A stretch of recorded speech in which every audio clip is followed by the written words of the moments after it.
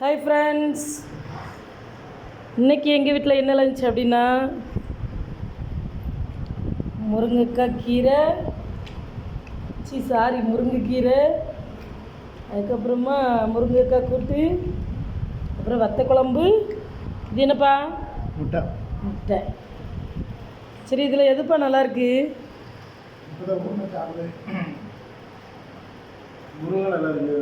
சரி, முருங்கைக்காய் பொரியல். சரி, வத்த குழம்பு எப்படி இருக்கு?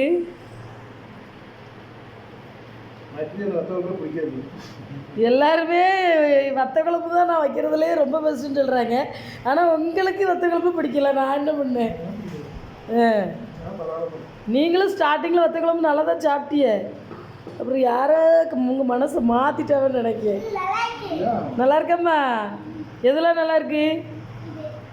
சரி, பிடிச்சிருந்தா லைக் பண்ணுங்கள். தேங்க்யூ.